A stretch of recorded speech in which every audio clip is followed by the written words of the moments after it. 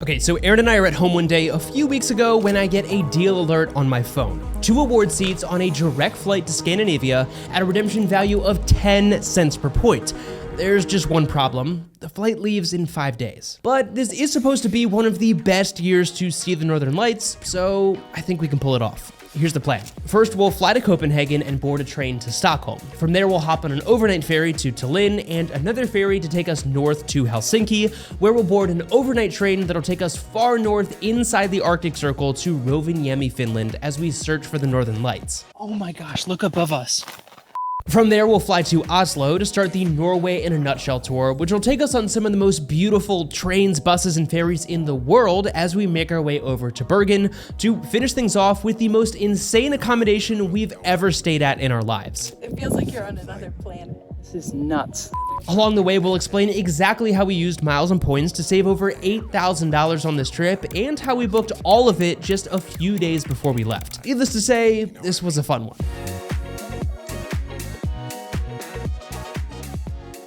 Well, like most of our trips, we're starting at Washington Dulles, checked out the Capital One Lounge, and now we're off to our gate. Technically a red-eye flight, so it's about 8 hours from here to Copenhagen.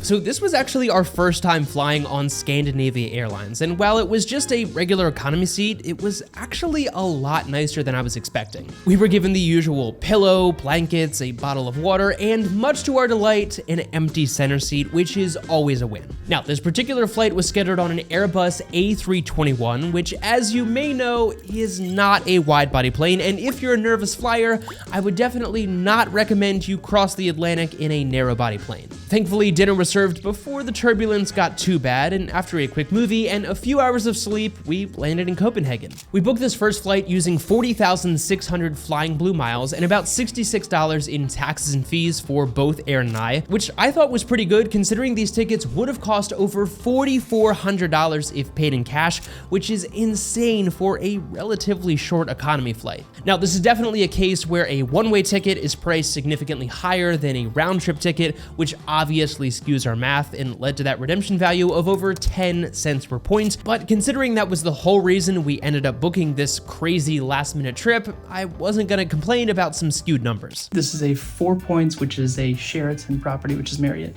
20,000 points is pretty nice. Not a bad view either. At less than 1,000 Danish krone per night, which right now is about $140 US, that meant that this was a pretty crappy redemption value of less than 1 cent per point. But I did transfer these points during a recent Marriott transfer bonus, and I had been sitting on these for a while, so I decided to just put them to good use. As you'll see throughout this trip, we moved pretty quickly and had just one day to explore Copenhagen, so we immediately grabbed some breakfast and were off to explore what ended up being a really cool city. We took a touristy canal tour. Erin naturally had to climb the tallest tower she could find, and we checked out the original Carlsberg factory. But after a good night's rest, we hopped on our first of many trains that would take us to Sweden. All right, well, we enjoyed our relaxing 5-hour train ride from Copenhagen over here to Stockholm. I always love the fact that in Europe you can take a train for a few hours and get a completely different culture with a new language. It's always one of my favorite things about traveling within Europe. And the vibe of this hotel definitely matches the vibe of the city so far, but don't be deceived by the weird looking wall behind me. I think that's just the vibe of the hotel. But for 12,000 points per night, that's not bad. And we did get upgraded to this king executive room, whatever the heck that means. Again, when they upgrade you, you never really know exactly what you're getting, but it is a nice perk. So for 12,000 points per night to get this bigger upgraded room is definitely a win in my book. But we're gonna explore Stockholm for the next 2 days, and then we'll catch the overnight ferry over to Tallinn, Estonia. Highlights of Stockholm were definitely the cinnamon rolls known as kanelbullar, and stereotypical as it may be, the Swedish meatballs. I don't know what to tell you, Aaron and I really like food. But seriously, this was another really neat city with a lot of fascinating history, which is usually not our thing. 2 nights in our upgraded room came to 24,000 World of Hyatt points, which I found using Daily Drop Pro, and saved us another $374 had we paid in cash, giving us a redemption value of 1.5 cents per point. We then boarded our first ever overnight ferry on the Baltic Queen, which would take us 19 hours across the Baltic Sea to Tallinn, Estonia, and let me tell you, the term ferry felt very misleading considering how awesome this experience was. Boarding our first overnight ferry off to Tallinn. It's about a 19 or so hour ferry ride, so should be interesting. It's already feeling more like a cruise experience than a ferry, so things are looking up. We were kind of just looking to get from point A to point B, but if I had known it was more of an experience, I probably would have booked a nicer room, but we went with the cheapest room possible. I think it was like 113 euros or something. I'll put it up on screen. All right, Aaron, give us a quick tour of the cabin. So here's the cabin. We spent the night exploring the ship and binge watching way too many episodes of Severance, and shortly after waking up the next morning, we were docking in Tallinn, where we then made our way to the Hilton Tallinn Park. This award booking saved us another $110, so again, not a groundbreaking redemption value, but of the name brand hotels that we stayed at, this was by far the nicest, but some of the craziest unique accommodations on this trip are still to come. A quick morning caffeine hit, and we were off to explore. Aaron wasted no time finding another tall spiral staircase for us to climb, but Tallinn definitely gets the award for the coolest cafes because we seem to stumble from one cappuccino to the next. This is our second cappuccino of the day. Don't judge me. Back at our Hilton hotel, we carefully repacked our bags because the next morning, the more adventurous part of the trip began. Another day, another ferry. So we're taking a 2-hour ferry today from here in Tallinn up to southern Finland. We'll explore Helsinki for the day, and then late tonight we'll get on an overnight train that'll take us about another 500 miles north into far northern Finland, and for the first time ever for us, into the Arctic Circle. A short 2-hour ferry brought us to Helsinki, and after storing our bags at the train station, we headed out to explore. Now, in our defense, it was pretty cold, but before long, we found ourselves at yet another cafe because I actually got another deal alert on my phone for an award booking that I had been waiting months to find. Let me tell you, those award seat deal alerts are very dangerous.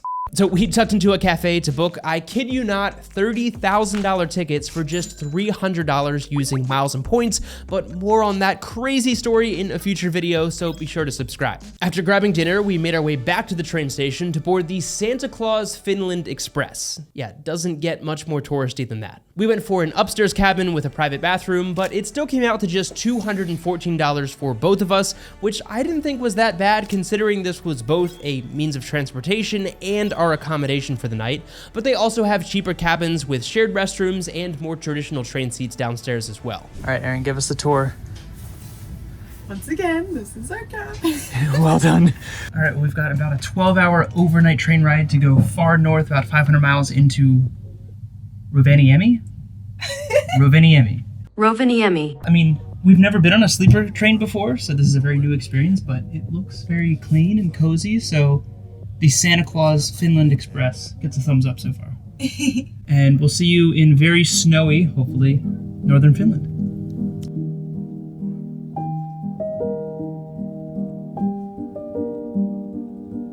Okay, too dramatic, but seriously, this place was a winter wonderland, and we weren't even here during the peak snowy season. That said, it was still plenty cold. Oh my goodness, it is noticeably much colder. Well, how was the train, Aaron? Good. I actually slept really well. I did too. It kind of like rocks you to sleep. Maybe more trains in our future.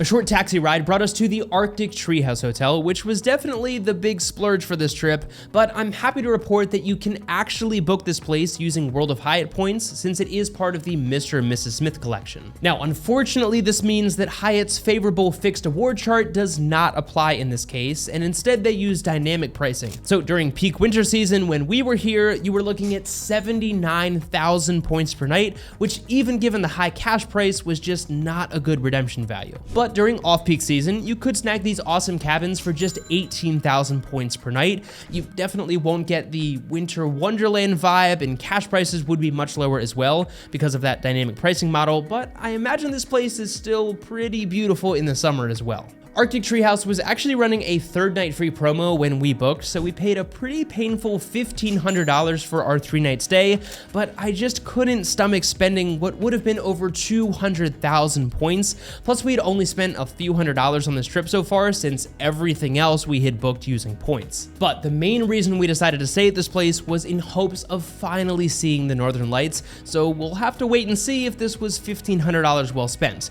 But while we wait for the sun to go down, let's go check out this unique accommodation.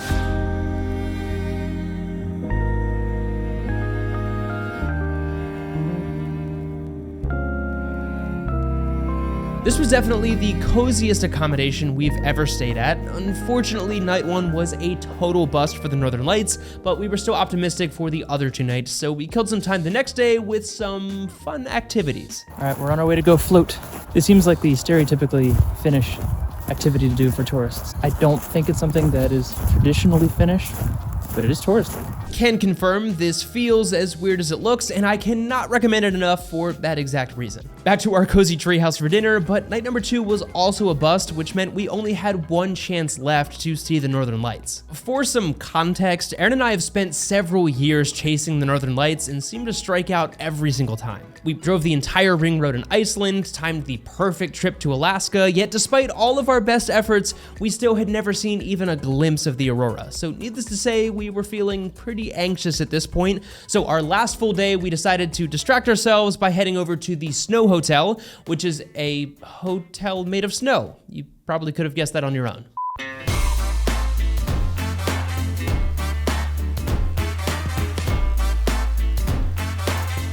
This was totally worth the drive over here, and while I am very glad that we decided not to pay a premium to sleep on blocks of ice, there were plenty of fun activities that we got to do, including snow tubing, feeding Rudolph, taking a tour of the snow hotel, including the ice bar, and even eating at the ice restaurant. And yes, even the glass and the plates were all made of ice. The bench is ice, the table is ice. Cutlery is metal. All right, well, dinner was lovely, but we just got an alert that the KP index is over 5 right now. So we think if we go outside, we might see the Northern Lights for the first time ever. So we got to see a little glimpse of the aurora at the ice hotel, and you could barely see it with the naked eye. So as we were driving back to our hotel, we were excited that we saw something, but definitely were feeling a little bit underwhelmed. That was until we got dropped off at our hotel and saw this.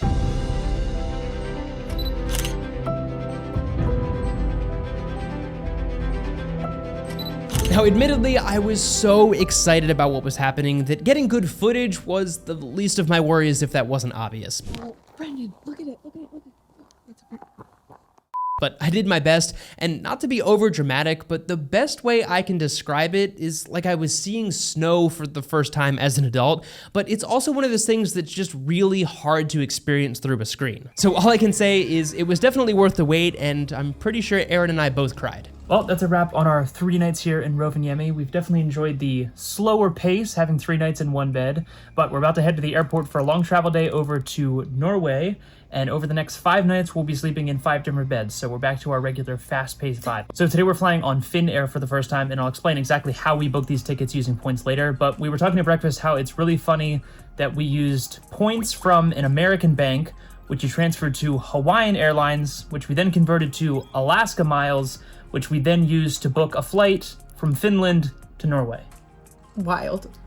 Miles and points are a very strange thing. Yeah, this was definitely the strangest redemption of the trip, but this seemingly short flight was actually pretty expensive if we paid in cash. So I hopped on Daily Drop Pro, searched Rovaniemi to Oslo, and in a matter of seconds, it told me that I could book these tickets on Finnair through Alaska Airlines. The only problem is that there isn't a way currently to directly transfer most point currencies to Alaska Airlines, but you can do this by going through Hawaiian Airlines. I realize this sounds ridiculous if you're not into miles and points, but yes, I transferred 15,000 points from American Express to Hawaiian Airlines and then converted those Hawaiian Airlines points into Alaska miles, which I then used to book these $591 Finnair flights to Oslo, paying just $87 in taxes and fees, and got 3 cents per point, which was pretty good. Anyway, after a long travel day over to Oslo, we made our way to our hotel, which we didn't book with points, but it was still free. So we didn't book this with points, but we did book it using the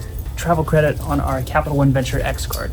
So still free. Sometimes you just need a place to sleep, and this is that. And for that reason, I love it. Now, my biggest regret of this entire trip was that we didn't have more time to explore Oslo, but from Oslo the next morning, we began what's known as the Norway in a Nutshell tour, which is basically a simpler, albeit slightly more expensive way of booking some of the most beautiful buses, trains, and ferries that'll give you a taste of Norway, hence the name. In retrospect, this was really just different forms of public transportation that happen to be very beautiful, and you definitely could book these on your own, but again, given the last-minute nature of this trip, it was just easier for us to use the Norway in a Nutshell booking site, which, if you're wondering, was a pretty painful $609 for both of us. But that did include tickets on both the Bergen and Flam railways, 2 of the most beautiful scenic train rides in the world. This has to be the most beautiful view from a train station that we've ever seen in our lives. So we started the morning on the Bergen line, which brought us to Myrdal, and then at Myrdal we changed to the Flam line. Yeah, The Flam Railway. I think so. From there, a bus took us to Sogndal and another very unique accommodation.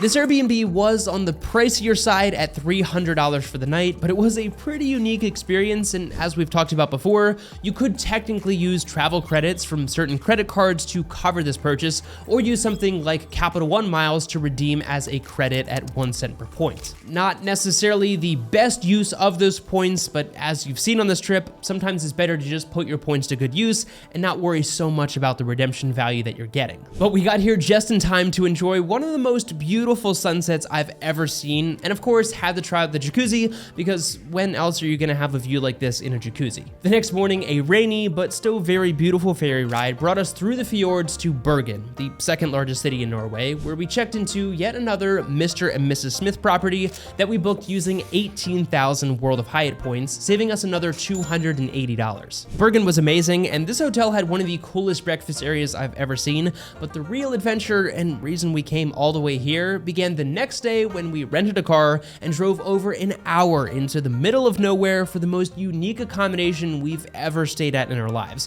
And the drive was just the beginning of the trek to get there. We're beginning our descent/ascent to the bird box. In fairness, Aaron did try to warn me that it would be a bit of a hike to get to this place, and had I listened, I probably would have skipped one of the cinnamon rolls earlier in the trip. But after a good 30 minutes hiking through the mud, we found it. Found it. This is crazy. There she is.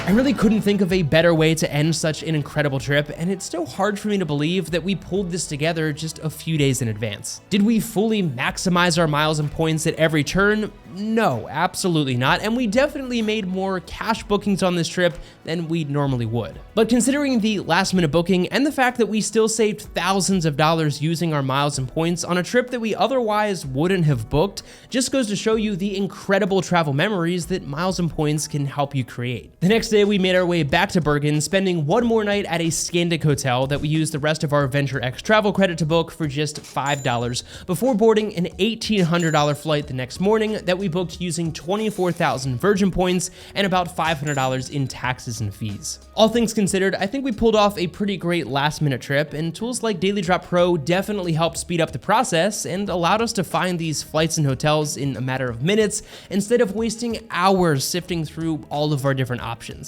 So if you want to learn more about that or some of our favorite travel credit cards, then check out the links down in the description. And as always, thank you so much for watching, and we'll see you in the next video.